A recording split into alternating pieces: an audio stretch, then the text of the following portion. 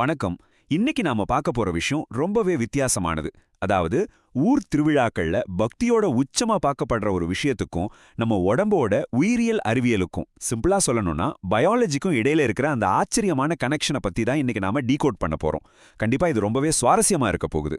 அம்மன் கோயில் திருவிழாக்கள்னாலே நமக்கு உடனே ஞாபகம் வர்றது இந்த அலகு குத்துறது, வேல் குத்துறது மாதிரியான நேர்த்தி கடன்கள் தான் இல்லையா? பாக்குற நமக்கே பல நேரங்கள்ல அது திகிலா இருக்கும். ஆனா கொஞ்சம் யோசிச்சு பாருங்க, அவ்வளோ பெரிய ஊசிய உடம்புல குத்தும்போது அந்த பக்தர்களால எப்படி அந்த கடுமையான வலியை தாங்கிக்க முடியுது? அதுக்கப்புறம் அவங்களுக்கு எந்த இன்ஃபெக்ஷனும் வராம எப்படி தப்பிக்கிறாங்க? வெறும் அதிர்ச்சியிலிருந்து விலகி இதுக்கு பின்னாடி இருக்கிற ஆச்சரியமான அறிவியலை நம்ம இப்போ புரிஞ்சுக்க போறோம். பகுதி 1, அலகு குத்துதலின் மர்மம். இது பல நூற்றாண்டுகளா பின்பற்றி வர்ற ஒரு பாரம்பரியத்தின் உடற்கூறியல்.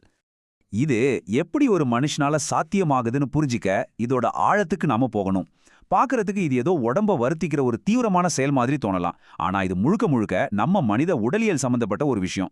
ரொம்ப முக்கியமான பாயிண்ட் என்னன்னா, இந்த சடங்கு உடம்போட எல்லைகளை மீறுற ஒரு மேஜிக் கிடையாது. மாறாக நம்ம உடம்புக்குள்ளேயே மறைஞ்சிருக்கிற அந்த பயாலஜிக்கல் மெக்கானிசத்தை ரொம்பவே தந்திரமா பயன்படுத்திக்கிற ஒரு முறை. அதாவது இது வெறும் பக்தி மட்டும் கிடையாது, அதுக்குள்ள ஒளிஞ்சிருக்கிற முழுமையான உயிரியலும் கூட. பகுதி 2, வலியை வெல்லும் மனம். அதாவது நரம்பியல் வேதியியல் மற்றும் டிரான்ஸ் எனப்படும் மனநிலை. சடங்கு ஆரம்பிக்கும் போது ஒரு பக்தரோட மனசுக்குள்ள நிஜமாவே என்ன நடக்குதுன்னு கவனிச்சிருக்கீங்களா? அந்த இடிமுழக்கம் மாதிரியான மேள சத்தமும் தொடர்ந்து சொல்ற மந்திரங்களும் சும்மா ஒரு பில்டப்புக்காக மட்டும் கிடையாது. அது அவங்கள ஒருவித டிரான்ஸ் அல்லது மன ஒருமுகப்பாடு நிலைக்கு கொண்டு போகுது. மனம் எந்த அளவுக்கு ஒரு குறிப்பிட்ட புள்ளியில, அதாவது சாமி மேல மட்டும் முழுமையா லயிச்சு போகுதுன்னா, வலி, பயம் மாதிரியான உணர்ச்சிகள் மூளைக்கு போற வழியவே இது தற்காலிகமா பிளாக் பண்ணிடுது.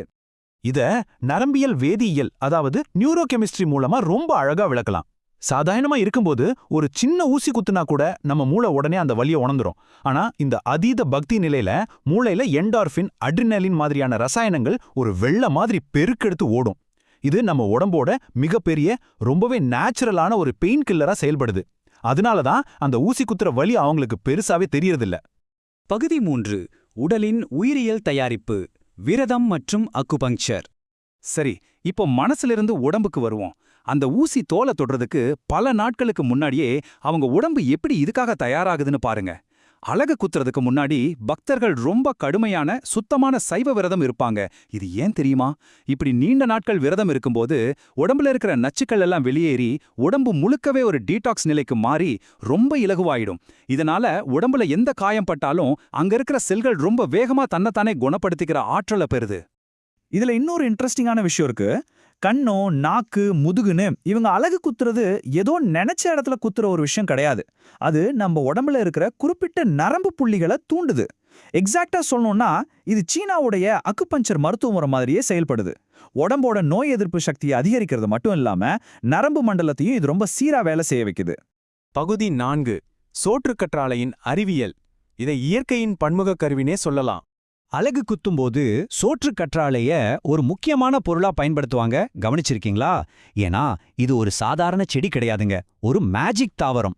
இதுல மெக்னீசியம் லாக்டேட் இருக்கு, அது ஒரு இயற்கையான மயக்க மருந்து. சாலிசிலிக் அமிலம் இருக்கு, அது வீக்கத்தை குறைக்கும். சப்போனின்கள் இருக்கு, அது சிறந்த கிருமி நாசினி. இப்படி வலியை குறைக்கிறது, வீக்கத்தை வடிக்கிறது, கிருமிகளை அழிக்கிறதுன்னு 3 வேலையும் இந்த ஒரு சின்ன கற்றாழையை செஞ்சு முடிச்சிடுது. நிஜமாவே இயற்கை நமக்கு கொடுத்த பெரிய கிஃப்ட் அது. இது எப்படி பிராக்டிக்கலா வேலை செய்யுதுன்னு பாருங்க. அந்த பெரிய ஊசிய தோலுக்குள்ள செலுத்துறப்போ இந்த கற்றாழையோட வழுவழுப்பு தன்மை ஒரு லூப்ரிகன்ட் மாதிரி செயல்பட்டு உராய்வை ரொம்பவே குறைச்சிடுது. குத்துன அடுத்த செகண்டே அந்த இடத்த குளிர்ச்சியாக்கிடுது. அது மட்டும் இல்லாம இதுல இருக்கிற குளூக்கோமேனன் மலம் ஜிப்ரலின் அப்படிங்கிற வளர்ச்சி ஹார்மோன்கள் உடனே கொலாஜன் உற்பத்தியை தூண்டி அந்த திசுக்கள் குணமடைகிற ப்ராசஸ ஸ்பாட்லயே ஸ்டார்ட் பண்ணிடுது. பகுதி 5, பழங்கால மருத்துவ முறை மற்றும் முடிவுரை, திருநீறு மற்றும் அசைக்க முடியாத நம்பிக்கை. ஃபைனலா அலகு குத்தி முடிச்சதுக்கு அப்புறம் அந்த புண் அழுகி போகாம இருக்கவும், எந்த இன்ஃபெக்ஷனும் வராம சீக்கிரமா ஆறவும் திருநீர் பயன்படுத்துவாங்க. நாம நெத்தில வைக்கிற அதே திருநீர் தான். இது ஈரப்பதத்தை உறிஞ்சுற ஒரு சூப்பரான கிருமி நாசினி. காயத்துல இருக்கிற ஈரத்தை உடனே உறிஞ்சு அந்த இடத்த ரொம்ப சீக்கிரமா ட்ரை ஆக்கி இயற்கையான முறையில காயம் ஆறுற வேகத்தை பல மடங்கு அதிகப்படுத்துது. நம்ம முன்னோர்களோட மருத்துவ அறிவு எந்த அளவுக்கு துல்லியமா இருந்திருக்கு பாருங்க. இதுலேருந்து நமக்கு ஒரு விஷயம் ரொம்ப தெளிவா புரியுது. அசைக்க முடியாத நம்பிக்கை அப்படிங்கிற ஒரு பவர்ஃபுல்லான கொடைக்கு கீழே உளவியல், உயிரியல் மற்றும் இயற்கை மருத்துவம் இது மூணையும் எப்படி ஒன்னா சேர்த்து பயன்படுத்தணும்னு நம்ம பழங்கால மரபுகள் ரொம்பவே உள்ளுணர்வோட அறிஞ்சிருந்தாங்க.